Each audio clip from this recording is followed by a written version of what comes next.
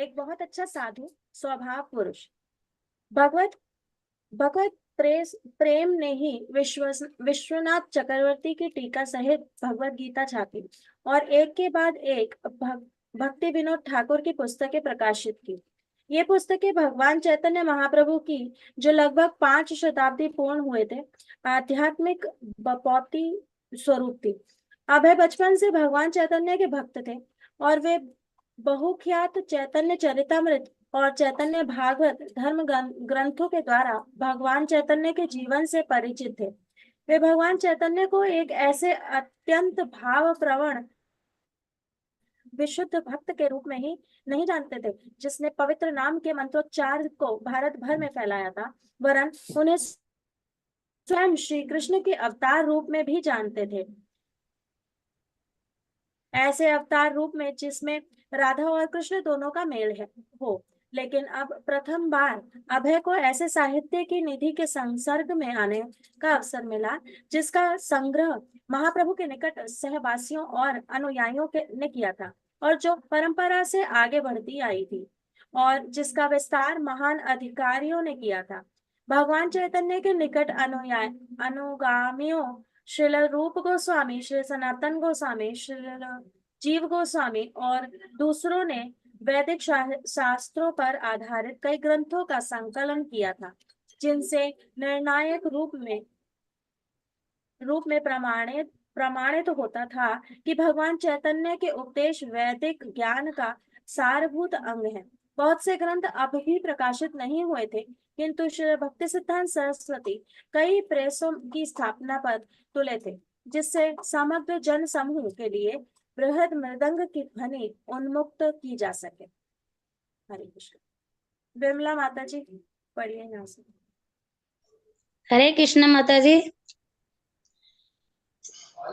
हरे कृष्ण माता जी। हरे कृष्ण माता जी पढ़िए यहाँ से। श्रील भक्ति सिद्धांत सरस्वती भगवान चैतन्य की शिलाओं, माता जी थोड़ा ऊपर होगा, शिलाओं का निष्कर्ष समझा रहे थे कि भगवान कृष्ण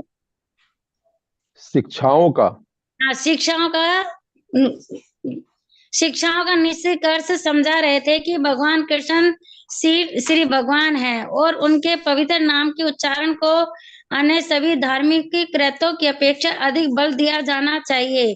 पूर्व युगों में भगवान की प्राप्ति के लिए अन्य साधन उपलब्ध है, लेकिन वर्तमान कलयुग में केवल हरे कृष्ण का कीर्तन ही प्रभावकारी हो सकता है।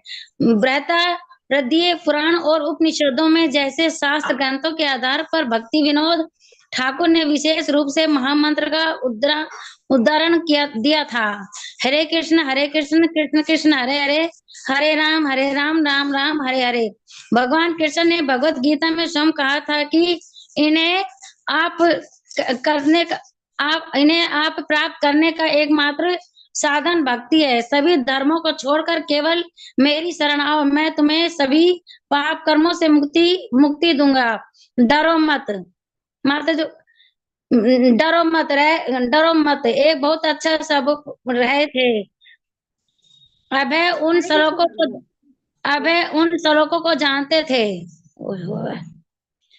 थे, वे उनका गान भी जानते थे, वे गीता का मर्म समझते थे। लेकिन जब उन्होंने महान आचार्यों के लेखों को उत्सुकता पूर्वक पढ़ा तो उन्हें भगवान चैतन्य के मिशन उद्देश्य के क्षेत्र का नए सिरे से बोध हुआ। अब अपने वैष्णव रिक्त है की गहराई भी उनकी समझ में आने लगी और एक ऐसे युग के लोगों का अधिक कल्याण करने की उसकी क्षमता का भी उन्हें ज्ञान हुआ, जिसके भाग्य में उत्पाद लिखे हैं।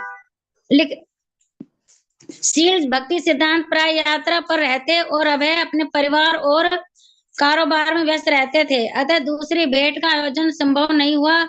तो भी पहली ही भेंट से अभय ने भक्ति सिद्धांत सरस्वती को अपना आध्यात्मिक गुरु मान लिया था और वे हमेशा उनके बारे में सोचा करते, मैं ऐसे अच्छे साधु स्वभाव पुरुष से मिला हूँ। जब भी समय होता अभय शील भक्ति सिद्धांत के शिष्यों को ढूंढ निकालते जो गौड़ीय मठ के सदस्य थे। जहाँ तक गांधी जी के आंदोलन का संबंध था, गांधी जी को गहरा धक्का पहुंचा जब उनके अहिंसावादी अनुयायियों ने एक प्रतिवाद के दौरान भयंकर भूल की और वे हिंसा कांड पर उतर आए। अंग्रेजों ने इस अवसर का लाभ उठाकर गांधी जी को पकड़ लिया और उन्हें 6 वर्ष की कैद की सजा दे दी। यद्यपि उनके अनुयायी तब भी उनका सम्मान करते रहे, किंतु राष्ट्रीयता का आंदोलन बहुत कुछ अपना वेग खो बैठा था। पर इसके बावजूद भी अभय की अभिरुचि अब उधर उधर नहीं रह गई थी। शील भक्ति सिद्धांत सरस्वती ने उनके इस विचार पर विजय पा ली थी कि प्राथमिकता भारत की राष्ट्रीय स्वतंत्रता को मिलनी चाहिए। उन्होंने अभय की मूल कृष्ण चेतना को जगा दिया था और अभय को अब विश्वास हो गया था कि भक्ति सिद्धांत का लक्ष्य ही वास्तव में प्राथमिक था। भक्ति सिद्धांत ने उन्हें प्रचार करने के लिए आमंत्रित किया था और उसी क्षण से अभय की इच्छा शील भक्ति सिद्धांत सरस्वती के एक शिष्य के रूप में गौड़ीय मठ में शामिल होने की हो गई थी। किंतु अब राष्ट्रीय रुक्षाण के स्थान पर उनकी पारिवारिक जिम्मेदारियां थी जो उनके मार्ग में आ रही थी। वे अब यह नहीं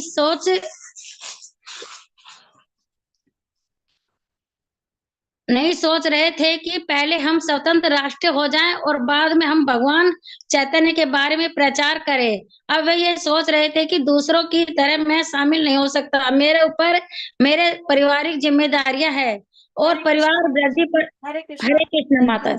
जय प्रकाश प्रभु जी। हरे कृष्ण माता जी। और परिवार वृद्धि पर था। सन 1921 में उनकी स्त्री को पहला बच्चा प्राप्त हुआ जो लड़का था, और आगे और भी बच्चे होंगे और आमदनी की जरूरत होगी। धन पैदा करने का मतलब था समय और शक्ति का बलिदान, और कम से कम बाहरी तौर पर इसका तात्पर्य था भक्ति सिद्धांत सरस्वती के मिशन से विरत होना।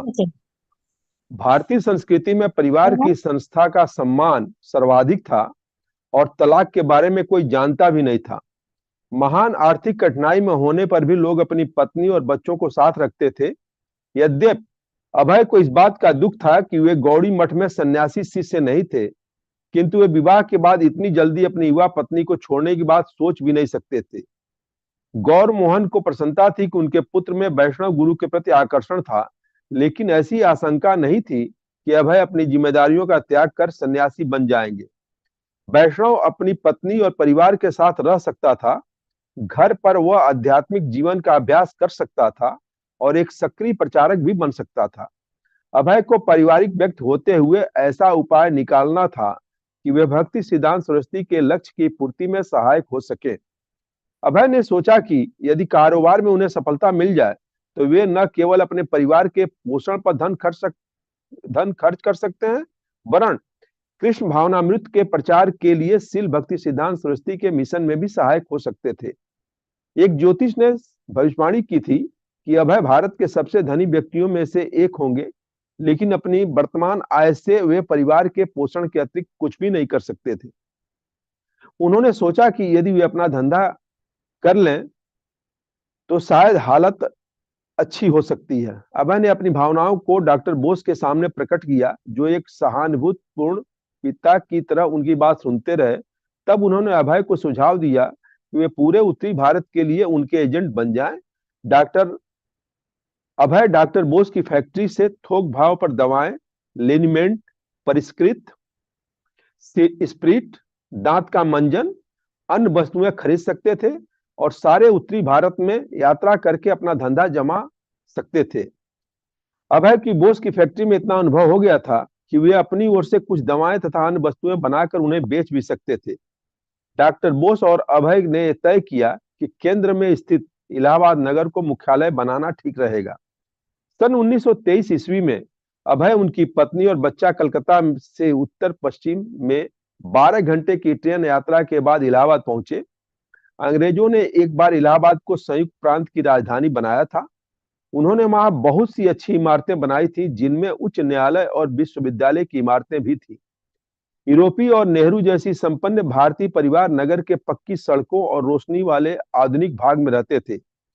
शहर का एक दूसरा भाग भी था जो पुराना था, जिसमें पुरानी संकरी सड़कें थी, जिनके दोनों ओर घने मकानों और दुकानों की पंक्तियां थी। इस भाग में बहुत से बंगाली रहते थे। अभय ने इसी भाग में अपने परिवार को बसाने का फैसला किया। अभय ने इलाहाबाद का जो परंपरा से प्रयाग कहलाता था चयन इसलिए किया कि वह कारोबार के लिए एक अच्छा स्थान हो सकता था। वह भारत के सबसे प्रसिद्ध तीर्थ स्थलों में से भी एक था। भारत को 3 सर्वाधिक पवित्र नदियां गंगा, यमुना, सरस्वती के संगम पर स्थित इलाहाबाद भारत के 2 आध्यात्मिक समारोहों की स्थली था, जिसमें असंख्य लोग भाग लेते थे। ये समारोह थे वार्षिक माघ मेला और 12 वर्ष में एक बार लगने वाला कुंभ मेला। आध्यात्मिकता शुचिता की खोज में देश भर से लाखों तीर्थयात्री हर साल माघ पूर्णिमा को यहाँ इकट्ठे होते थे और तीनों पवित्र नदियों के संगम में स्नान करते थे। अभय के किराएदार के घर में, जिसका नंबर 60 बादशाही मंडी था, कुछ ही कमरे थे। अपने कारोबार के लिए उन्होंने जॉनसन टनगंज रोड के व्यावसायिक केंद्र में एक छोटी सी दुकान किराए पे ली। उसमें उन्होंने प्रयाग फार्मेसी नाम से अपने डिस्पेंसरी खोली और बोस लेबोरेटरी में निर्मित दवाएं, टिंचर, सिरप और दूसरी वस्तुएं बेचना आरंभ किया। उनकी भेंट इलाहाबाद के एक चिकित्सक डॉक्टर घोष से हुई, जिन्होंने उनके धंधे में हिस्सेदार बनने में अभिरुचि दिखाई। इसीलिए अभय ने उनसे अपनी फार्मेसी में चिकित्सक के रूप में काम करने को कहा। डॉक्टर घोष राजी हो गए और उन्होंने अपनी दुकान ट्रॉपिकल फार्मेसी बंद कर दी। प्रयाग फार्मेसी में डॉक्टर घोष रोगों का निदान करते और दवाएं लिख देते। अभय तदनुसार दवाएं देते। डॉक्टर घोष को दवाओं की बिक्री पर 25% कमीशन मिलता। अभय और डॉक्टर घोष में मित्रता हो गई। वे एक दूसरे के घर जाते और एक दूसरे के बच्चों को अपने ही परिवार का सदस्य समझते। प्रायः वे लाभांश बढ़ाने के अपने मंसूबों पर भी विचार विमर्श करते। डॉक्टर घोष अभय व्यवसाय प्रवृत्ति के व्यक्ति थे। हम स्वभाव से ही एक धर्म भीरु थे। हमारे यहाँ हर घर में एक छोटा मंदिर होता है और उसमें अर्चा विग्रह का होना जरूरी है, लेकिन वे हमेशा धंधे के बारे में और परिवार का खर्च चलाने के बारे में बात करते। यद्यपि हरे कृष्ण माता। थैंक यू प्रभु जी। अनुपम चंपक माता जी। हरे कृष्ण माता जी। यद्यपि घर पर अभय धोती कुर्ता पहनते, किंतु काम धंधे के सिलसिले में कभी कभी वे कमीज और पतलून धारण कर लेते। वे 30 वर्ष की अवस्था के आसपास सुंदर दिखने वाले, पूरी मूछ रखने वाले और फुर्तीले नवयुवक थे। अब उनके और राधा रानी देह के 2 बच्चे थे। इलाहाबाद में आने के 1 वर्ष बाद उनको एक लड़की पैदा हुई थी।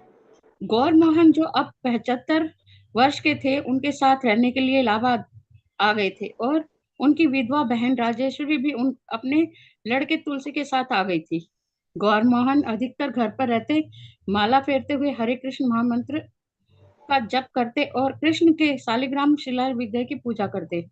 उन्हें संतोष था कि अभय का धंधा ठीक से चल रहा है और अभय को संतोष था कि उनके पिताजी उनके साथ आराम से रह रहे हैं और स्वतंत्रता पूर्वक कृष्ण की पूजा अर्चा में लगे हैं। अभय का जीवन बहुत व्यस्त था। वे अपना धंधा बढ़ाने को पर तुले थे। प्रातः 8 बजे तक वे अपनी फार्मेसी पहुंच जाते, जहां उनकी भेंट डॉक्टर घोष से होती और दिन का काम शुरू हो जाता। दोपहर में वे घर आते और तीसरे पहर देर से फिर फार्मेसी जाते। उन्होंने एक बड़ी बुइक गाड़ी 8,000 में खरीद ली थी। उसे उन्होंने स्वयं कभी नहीं चलाया, वरन अपने भतीजे को, जो अच्छा ड्राइवर था, टैक्सी के धंधे में उपयोग करने के लिए दे दिया था। कभी कभी वह धंधे के दौरे में अपनी गाड़ी में यात्रा पर निकलते, तब उनका भतीजा उनके ड्राइवर का काम करता था। सहयोग से मोतीलाल नेहरू और उनके लड़के जवाहरलाल नेहरू दोनों प्रयाग फार्मेसी के ग्राहक थे। जवाहरलाल नेहरू हमेशा पाश्चात्य दवाएं मांगते थे, इसलिए अभय को लगा कि जवाहरलाल नेहरू हिंदुस्तानी तरीकों को जरूर घटिया समझते होंगे। एक बार जवाहरलाल नेहरू अभय के पास राजनीतिक कार्यों के लिए चंदा मांगने गए। अभय कर्तव्यनिष्ठ व्यवसायी थे, अतः उन्होंने चंदा दे दिया। दिन में जो ग्राहक या मित्र दुकान में आ जाते, अभय उनसे बातें करते, वे उन्हें बहुत सी चीजों के बारे में बताते। एक अवकाश प्राप्त सैनिक अधिकारी अभय को प्रथम विश्व युद्ध के संबंध में कहानियां सुनाया करते थे। उन्होंने बताया कि किस प्रकार फ्रांस में मार्शल फोर्स ने एक दिन हजारों बेल्जियम शरणार्थियों को मार डालने का आदेश इसलिए दिया कि युद्ध क्षेत्र में उन्हें खाना देना भार सिद्ध हो रहा था। एक मुसलमान सज्जन जो अफगानिस्तान के एक शाही परिवार के सदस्य थे, नित्य अपने लड़के के साथ अभय की दुकान पर आते और गप्पे लगाते। अभय दुकान पर आने वालों की बातें सुनते, उनसे अच्छी तरह वार्तालाप करते, उन्हें दवाइयां देते, लेकिन उनका मन भक्ति सिद्धांत सरस्वती से भेंट की ओर हमेशा वापस भागा करता। भक्ति सिद्धांत उन्हें कैसे लगे थे, उनकी भाव भंगिमा कैसी थी, उन्होंने क्या कहा था, ये सारी बातें उनके मन में बार बार आती थी। रात में अभय अपनी स्त्री और बच्चों के पास लौटते। राधा रानी पवित्रव्रता और साधु पत्नी थी, जो अपना समय भोजन बनाने, सफाई करने और दोनों बच्चों के पालन पोषण में बिताती थी, लेकिन उनकी रुचि अपने पति के आध्यात्मिक कार्यकलापों में भाग लेने की ओर नहीं थी। अभय भक्ति सिद्धांत सरस्वती के प्रति अपने भावनाओं को उनके सामने प्रकट नहीं कर सकते थे। अभय, उनकी स्त्री, उनके दोनों बच्चे गौरमोहन, अभय के छोटे भाई कृष्णचरण, अभय की विधवा बहन राजेश्वरी और उनका पुत्र तुलसीदास, सभी इलाहाबाद के एक स्टूडियो में पूरे परिवार का चित्र खिंचाने गए। फोटो में अभय 30 के लगभग लगते हैं। वे दुबले पतले सांवले रंग के हैं और पूरी मूछें रखे हैं। उनका मस्तक प्रशस्त है, आंखें निर्मल श्याम वर्ण की हैं। वे सफेद धोती कुर्ता, सादे काले काले चप्पल पहने हैं। वे कुर्सी पर बैठे हैं, उनकी पत्नी पीछे खड़ी है, रंगीन किनारे की सफेद खद्दर की साड़ी में, आकर्षक युवती के रूप में। उनकी दुबली बाह अभय के सिर के पीछे कुर्सी पर रखी है। छोटे से हाथ से वे कुर्सी का सिरा पकड़े हैं। बायां हाथ बगल में लटक रहा है, उसकी मुट्ठी बंद है, वह नंगे पांव है। अभय बाएं हाथ से अपने 2 साल के प्रफुल्लित बच्चे काचा प्रयागराज को, जो अंगों का एट सा रहा है, अपनी गोद में शांत कर रहे हैं। बच्चे की छोटी टांगे और नंगे पैर माँ के घुटनों से लग रहे हैं। बच्चे को गोद में लिए हुए अभय कुछ प्रसन्न दिखाई दे रहे हैं। अभय एक सुंदर भारतीय लगते हैं। उनकी पत्नी आकर्षक महिला, दोनों युवा हैं। अभय के पीछे उनका भांजा तुलसी और उसके भाई कृष्णचरण खड़े हैं। उनकी दाहिनी ओर सिरे पर उनकी बहन राजेश्वरी विधवा की सफेद साड़ी पहने खड़ी बैठी है। उनकी गोद में अभय की लड़की सुलक्षणा है, वह भी अपने अंगों को ऐंठ रही है। उसके पैर फोटोग्राफर की ओर फैले हैं। बीच में गौरमोहन बैठे हैं, उनके चेहरे पर सिकुड़ने हैं और अवस्था के कारण सारा शरीर निर्बल है। वे सफेद धोती कुर्ता और धोती पहने हैं। उनके हाथ शायद अंगघात के कारण गोद में हिल से रहे हैं। वे नाटे, लघुकाय और वृद्ध हैं। अभय पूरे भारत हरे की कृष्णा यात्रा। माता जी। हरे कृष्णा। अरुणा माता जी।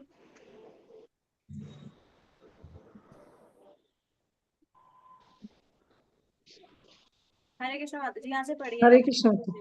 हरे कृष्ण माता जी। हरे अभय पूरे उत्तर भारत की यात्रा प्राय करते थे। वे अपनी बिक्री बढ़ाने पर तुले हुए थे। सप्ताह में कई बार बाहर रहना उनके लिए सामान्य बात थी। कभी कभी वे एक साथ 2 सप्ताह के लिए निकल जाते थे और एक शहर से दूसरे शहर की यात्रा करते थे। औषधि निर्माण उद्योग तब भारतवर्ष में आरंभ ही हो रहा था और बोस लेबोरेटरी के योग्य एवं सज्जन एजेंट से डॉक्टरों, अस्पतालों और दवाखानों के लोगों को दवाई खरीदना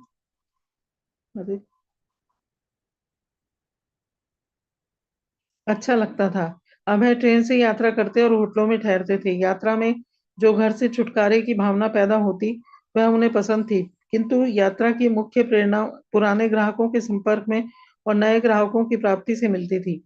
यही उनका धंधा था। बिना आरक्षण के तीसरे दर्जे की यात्रा प्राय असुविधाजनक होती। बेंचों पर बैठना पड़ता, जो अक्सर गंदी होती, और बिना आरक्षण के यात्रियों की भीड़ रहती। लेकिन अभय इसी हालत में हर सप्ताह सैकड़ों मील की यात्रा करते। गाड़ी जब एक शहर से दूसरे शहर को चलती रहती, तो वे लाइन के दोनों ओर के असंख्य छोटे गांवों और सामने फैले मैदानों को देखा करते। हर स्टेशन पर उन्हें चाय बेचने वालों की आवाज सुनाई देती, जो गाड़ी की खिड़कियों के सामने चाय चाय की आवाज लगाते हुए आगे बढ़ जाते। अंग्रेजों ने देश में चाय का प्रवेश कराया था और अब लाखों लोगों को विश्वास हो गया था कि सवेरे की एक छोटा गिलास गर्म चाय के बिना उनका काम नहीं चलेगा। पक्के वैष्णव होने के कारण अब वह चाय कभी न छूते, लेकिन उनके लिए यह अप्रसन्नता का विषय था कि उनकी पत्नी नियमित चाय पीने वाली हो रही थी। यद्यपि अभय की एक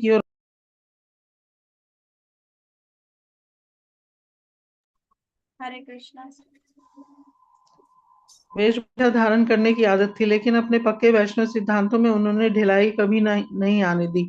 उनके अधिकतर बंगाली साथी मछली खाने लगे थे, लेकिन अभय होटलों में भी अवैष्णव भोजन से हमेशा बचते। एक बार बंबई के एक निरामिष होटल में उनका नाम अंपायर हिंदू होटल था।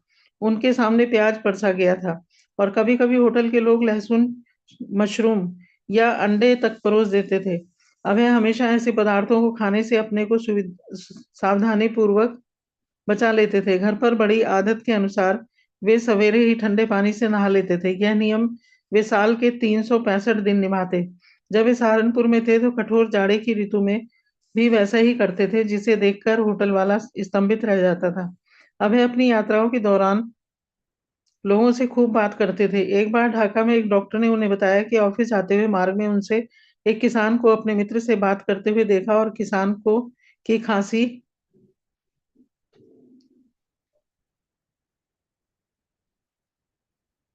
की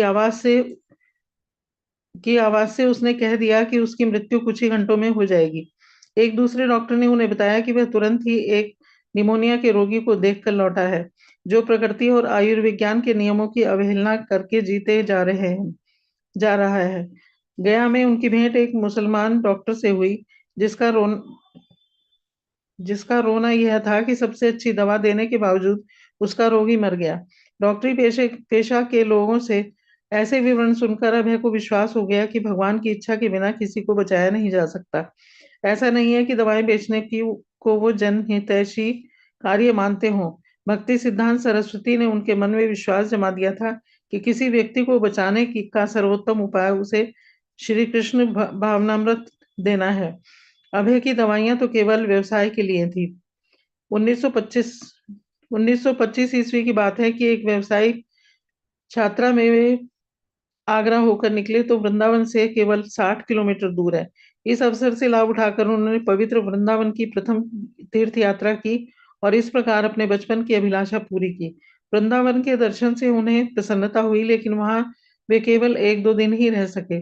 विक्रय कार्य से एक दिन भी अलग रहना उनके लिए कठिन था। श्रद्धालु तीर्थ यात्री के रूप में अभय ने कुछ मंदिरों के दर्शन किए, विशेषकर उन मुख्य मंदिरों के जो महाप्रभु चैतन्य के अनुयायियों ने स्थापित किए थे, लेकिन उन्हें आगे बढ़ जाना पड़ा।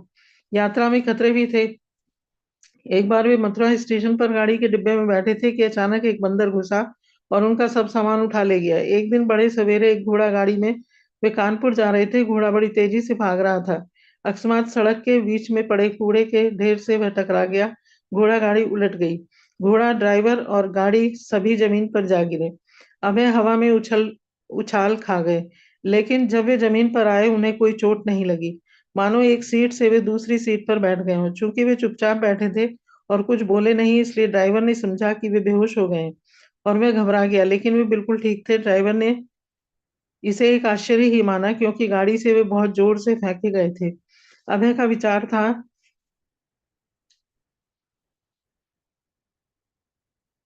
कि उन्हें कृष्ण भगवान ने बचा लिया है। उन्हें इस तरह की अन्य घटनाएं याद आई। एक घटना बचपन की थी, जब उनके कपड़ों में आग लग गई थी। कृष्ण भगवान ने हमेशा उनकी रक्षा की थी।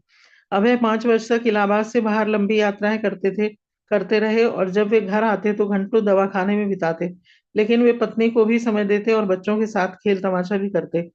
शील प्रभुपाद जब मेरा लड़का 2 साल का था, तब वह बहुत चंचल था। वह कोई ना कोई शरारत करता रहता था। मेरे मित्र मेरे घर आते और बच्चे पाचा को बुलाकर कहते, पाचा, अगर तुम 1 मिनट तक शांत बैठो तो मैं तुम्हें एक भेंट दूंगा। लेकिन बच्चा यह न कर पाता। वह 1 मिनट के लिए भी शांत नहीं रह सकता था। घर में एक टेबल फैन था और पाचा उसे छूना चाहता था। मैंने कहा, नहीं नहीं, इसे मत छुओ, लेकिन उसने उसे छूने की फिर कोशिश की। इसलिए मेरे मित्र ने कहा, उसकी गति धीमी कर दो और उसे छूने दो। तब मैंने प्लग निकाल दिया और उसने पंखे को छू लिया। उसे क्षति नहीं पहुंची, लेकिन वह उसकी उंगली से टकराया और जोर से आवाज पैदा हुई, टुंग। इसके बाद उसने उसे नहीं छुआ। मैं छूने को कहता, फिर भी वह न छूता। ज्यों ही उसकी जो ही उनकी कन्या सुलक्षण बोलने लगी, वे उसे गुरु अष्टकम प्रार्थना के का बंगाली अनुवाद पढ़ाने लगे। उसका आरंभ है, आध्यात्मिक गुरु दया के सागर से आशीर्वचन प्राप्त कर रहे हैं।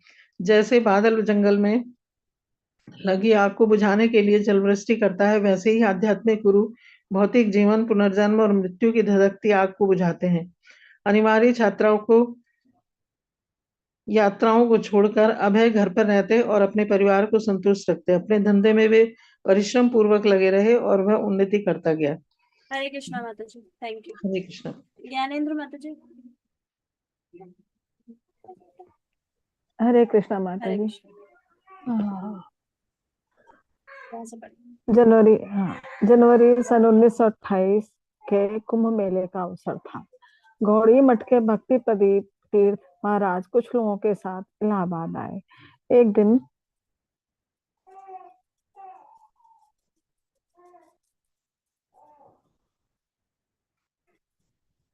दिन वे सब बिना सूचना के प्रयाग फार्मेसी जा पहुंचे। इतने सालों बाद अभय ने उन सबको अचानक पुनः देखा। ओह, ये वे ही लोग हैं जिन्हें मैं पहले देख चुका हूँ।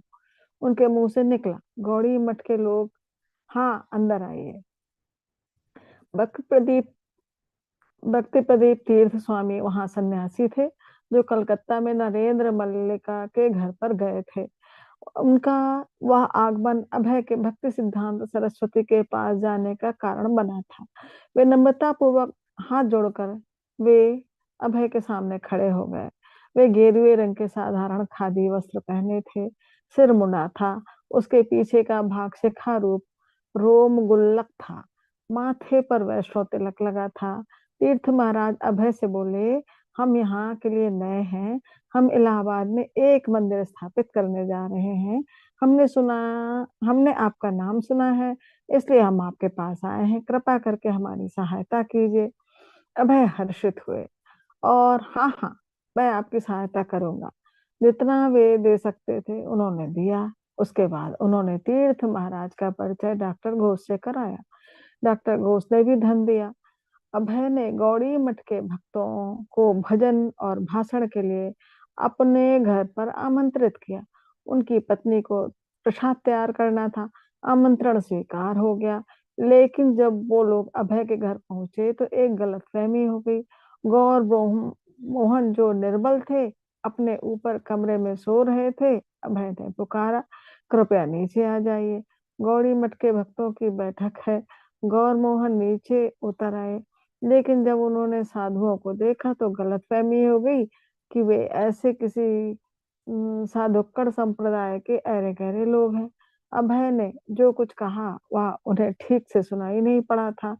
गौर मोहन बैठ गए, लेकिन उन्होंने पीत कोपीन साधुओं को उदासीन भाव से देखा और व्यंग्योक्ति भी की। अभय जो उत्साह से भरे थे कि उन्होंने वैष्णवों के संसर्ग में आने और उनके मुख से श्री कृष्ण कथा सुनने का अवसर मिला है, अपने पिता के ऐसे व्यवहार को नहीं समझ सके। पर ज्यों ही भक्ति प्रदीप तीर्थ ने अपना भाषण आरंभ किया, गौरमोहन की समझ में सारी बात आ गई। ओह, वे वैष्णव हैं, उनके मुंह से आवाज आई।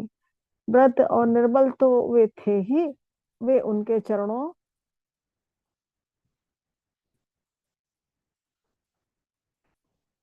पर लौट गए।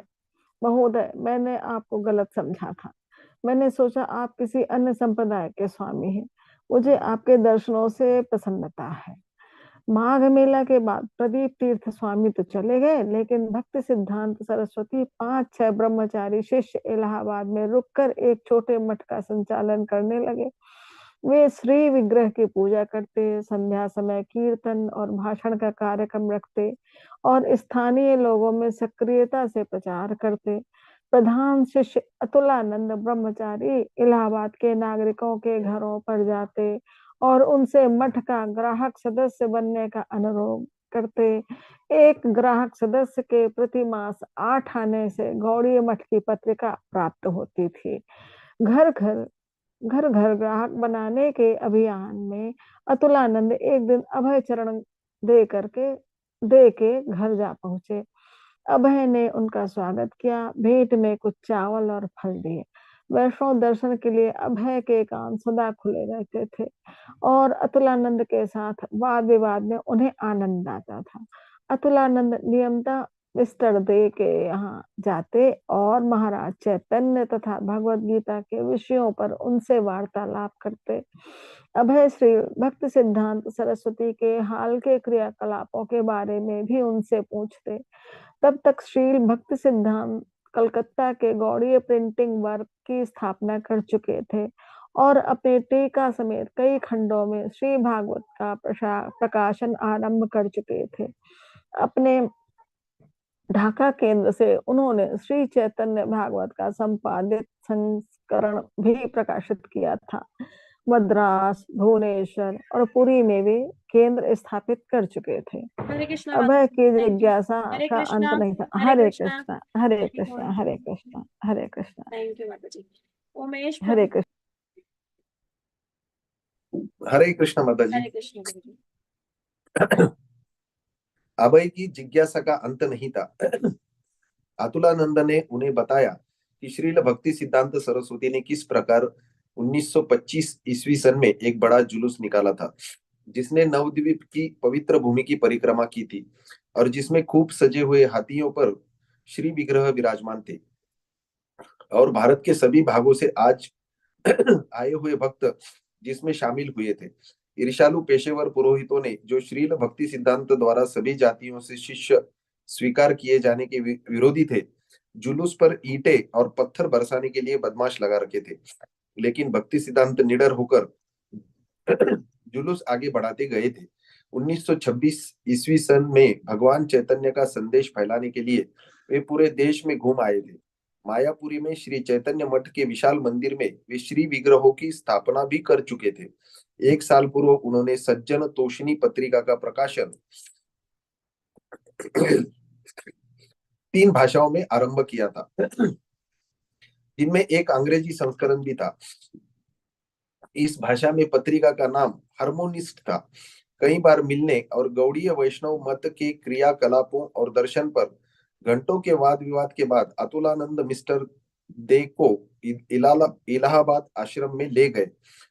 उसके कुछ समय बाद ही मठ रामबाग के निकट साउथ मलाका स्ट्रीट में एक किराए के मकान में चला गया।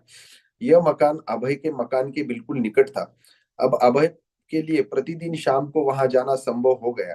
काम के बाद वे मठ पर जाते, जहां वे मृदंग बजाते और इस कला में अपनी दक्षता से ब्रह्मचारियों को चमत्कृत कर देते।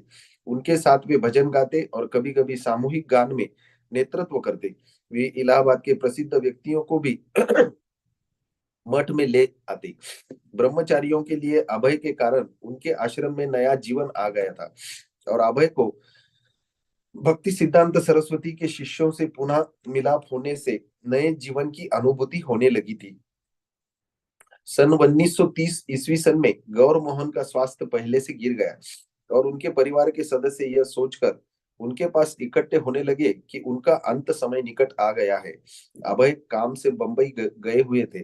जब वे इलाहाबाद लौटे तो देर हो चुकी थी। उन्होंने दरवाजा खटखटाया। गौर मोहन ने अपनी लड़की राजेश्वरी से कहा, दरवाजा खोलो, अभय आ गया है। राजेश्वरी बोली, नहीं, वे बंबई में है। गौर मोहन ने दोहराया, मैं कहता हूँ वो आ गया है, तुम दरवाजा खोलो। करीब आधी रात का समय था। राजेश्वरी नीचे गई और उसने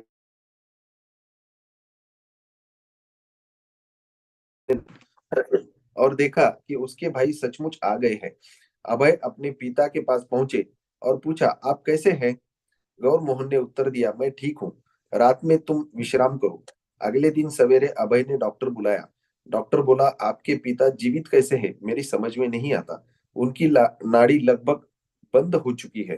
कई महीनों से वे बिना खाए हैं। अभय ने पिता से पूछा, आपकी इच्छा क्या है, मुझे बताइए। ऐसा क्यों पूछ रहे हो? पिता ने उत्तर दिया, क्या डॉक्टर ने तुमसे कुछ कहा है?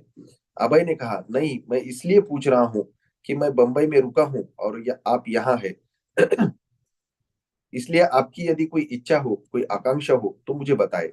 मैं यहाँ हूँ, मैं यहाँ आपके लिए हूँ। गौर मोहन ने कहा कि अपनी गाय इलाहाबाद गौड़ीय मठ को दे दो। अस्तु, अभय गाय को उसके बछड़े सहित ले गए और उन्हें मठ को दान कर दिया। तब उन्होंने अपने पिताजी से पूछा, आपकी और कोई अभिलाषा है?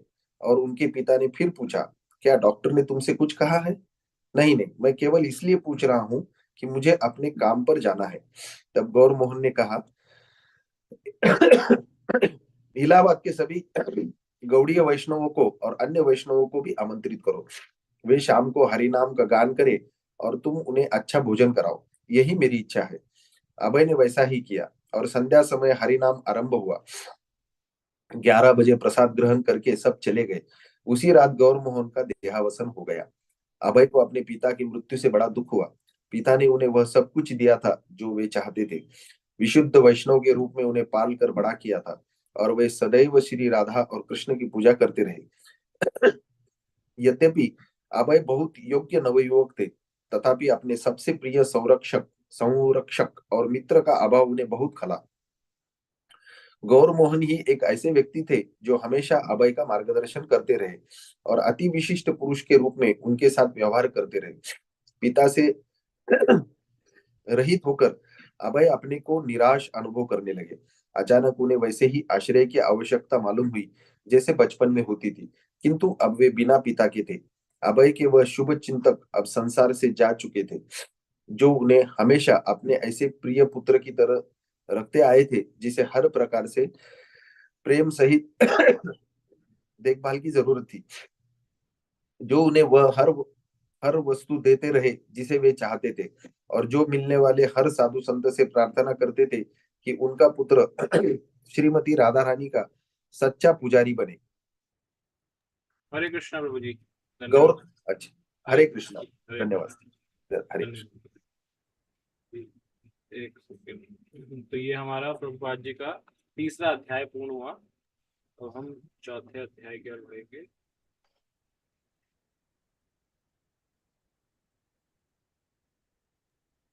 चौथे अध्याय का पीडीएफ भिजवा दीजिएगा गुरुजी।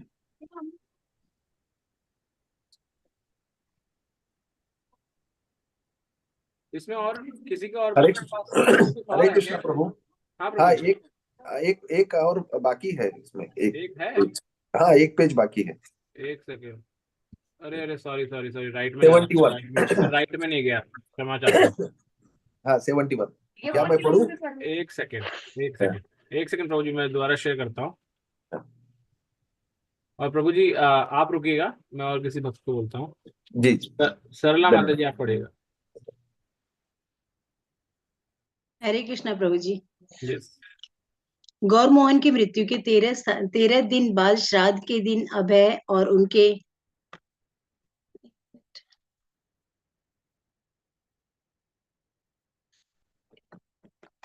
जूम ही नहीं हो रहा है।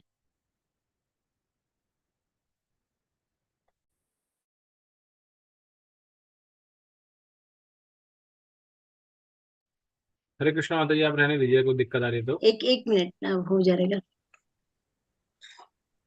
जूम नहीं हो रहा है एक्चुअली। हाँ, कोई बात हरे नहीं माता जी, कृष्णा रहने प्रभु। दीजिए, ठीक ये है। मैंने कंप्यूटर पे पीडीएफ खोला है, इसलिए वो हाँ ठीक बड़ा है। इंदुलेखा माता जी। हरे कृष्णा प्रभु जी। यस माता। गौर मोहन की मृत्यु के 13 दिन बाद श्राद्ध के दिन अभय और उनके भाई ने एक साथ फोटो खिंचवाया। धार्मिक रीति के अनुसार दोनों भाइयों के सिर मुंडे थे। फोटो में अभय और उनके भाई अपने पिताजी के एक औपचारिक चित्र के अगल बगल बैठे थे। पिता का चित्र उठे हुए फलक पर है और काले कपड़े से घिरा है।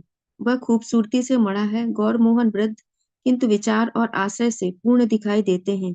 इस चित्र में वे उतने वृद्ध नहीं हैं जितने उस पूर्व चित्र में थे, जिसमें वे बहुत दुर्बल लगते हैं और आंखें लगभग प्रकाशहीन हो रही हैं। मुंडित सिर अभय संन्यास भिक्षु प्रतीत होते हैं। उनका शरीर चौड़ी परतों से मुड़े भिक्षु के परिधान से ऊपर से नीचे तक आच्छादित है। वे उस चित्र से बिल्कुल भिन्न प्रतीत होते हैं जो उसी स्थान पर उसी मोटे कालीन के ऊपर सालों पहले खींचा गया था। वह उनकी स्त्री बच्चों के साथ का चित्र है। उसमें वे एकदम युवा गृहस्थ लगते हैं, जिसके ऊपर परिवार की सारी जिम्मेदारियां हैं और जिसकी भंगिमा बताती है कि वह जानता है कि उसे संसार में कैसे रहना है और कैसे स्फूर्तिमय ढंग से आचरण करना है। लेकिन इस चित्र में यद्यपि बच्चे यहाँ भी हैं, वे जमीन पर उपेक्षित बैठे हैं। अभय का बायां हाथ उनके घुटने पर है, अच्छी तरह रखा हुआ किंतु विश्राम की हालत में, जबकि पहले चित्र में उनका बायां हाथ उनके चंचल पुत्र को पकड़े हुए है। अभय की स्त्री मौजूद नहीं है। इस चित्र में अभय विस्मयोत्पादक लगते हैं। कोई कह नहीं सकता कि सामान्यतया वे सिर पर बाल और मूछ रखते हैं, जिसे उन्होंने पिता के देहावसान के शोकपूर्ण अवसर पर अभी मुड़ा दिया है। प्रत्युत यह उनका स्वाभाविक रूप लगता है। उनके चतुर्दिक एक रहस्यमय आध्यात्मिक आभा है, जैसे कि एक साधारण तपस्वी से अपेक्षा की जाती है। उनकी आकृति से ना तो आकुलता जाहिर होती है, ना प्रसन्नता और ना दुख। वह शांत और परिचित लगती है, मानो पिता के निधन के दिन वे अचानक साधु हो गए हों। वे उसी तरह के साधु प्रतीत होते हैं जिस तरह की कल्पना उनके पिता ने उनके बारे में की थी। वे ऐसे दिखाई देते हैं मानो वे एक साधु हैं और हमेशा रहे हैं, और आज के दिन उनका वह रूप अचानक उद्घाटित हो गया है। फोटो को बहुत ही सरसरी दृष्टि से देखने पर भी स्पष्ट हो जाता है कि सिर मुड़ाकर और कमीज जूते बिना पीत वस्त्र धारण कर अभय साधु बन गए हैं। हरे कृष्ण प्रभु।